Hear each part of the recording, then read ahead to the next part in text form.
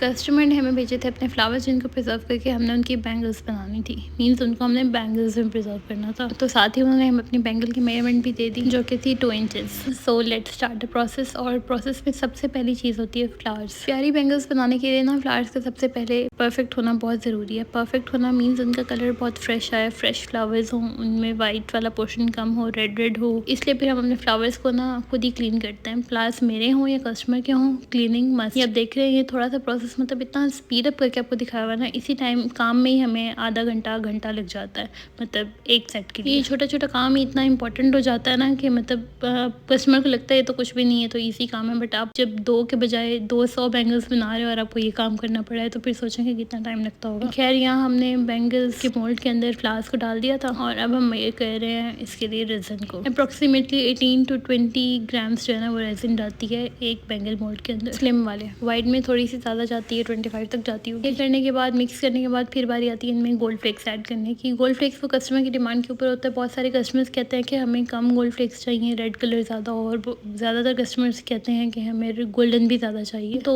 फिर उनकी डिमांड के अकॉर्डिंग ये सब कुछ किया जाता है। फिर हमने इसके ऊपर बबल बस्टर स्प्रे किया जिसको हम आइसोप्रोपाइल अल्कोहल भी कहते हैं। अच्छा, ये बहुत सारी चीज़ें हैं जो अगर मैं कभी कोर्स करवाऊंगी ना तो फिर मैं सिखाऊंगी कि हम जो मार्केट से महंगी महंगी चीज़ें लेके आते हैं ना उनको हम खुद भी बना सकते हैं। तो खैर, इस प्रोसेस में हमने अपनी रेजिन जो है ना वो डाल दी थी फ्लावर्स के ऊपर। फर्स्ट लेयर डालने के बाद उसको स्टिक से नीचे दबाया जाता है ताकि बबल्स निकल के बाहर आ जाएं, ऊपर आ जाएं। फिर बबल्स को बस्ट किया जाता है, फिर दोबारा और लेयर डाली जाती है। इस तरह कर करा के ना 5-6 स्टेप्स में सिर्फ रेजिन पोर होती है मोल्ड्स। फिर उसको ऑलमोस्ट 28 या 32 आवर्स के बाद निकाला जाता है और निकालने के बाद उनकी कंडीशन ऐसी होती है जो अपेरेंटली बिल्कुल परफेक्ट दिखती है। मतलब इन रेजिन की बैंगल्स में कोई फॉल्ट नहीं है अपेरेंटली, बट मुझे पता है कि फॉल्ट है। ये देखें, ये वाला फॉल्ट, इसकी बात कर रही थी। एक साइड स्मूथ होती है, दूसरी साइड पे जॉइंट होता है। जॉइंट वाली साइड हमेशा ख़राब होती है, उसको सेट करना पड़ता है। उसको सेट करने के बहुत सारे तरीके हैं जो मैं फर्दर बताऊंगी। कस्टमर को यहाँ से देख के लगता है कि बैंगल्स बिल्कुल परफेक्ट हैं, बट ये परफेक्ट नहीं है। जिस तरह कांच की चूड़ी में जोड़ होता है, रेजिन की चूड़ी में भी जोड़ होता है। मैं हमेशा बताती हूँ, अक्सर वीडियोस में बताती हूँ, कस्टमर्स को पर्सनली भी ये चीज़ गाइड करती हूँ। ये इतने शार्प एजेस होते हैं ना कि उनसे हाथ आपका कट सकता है,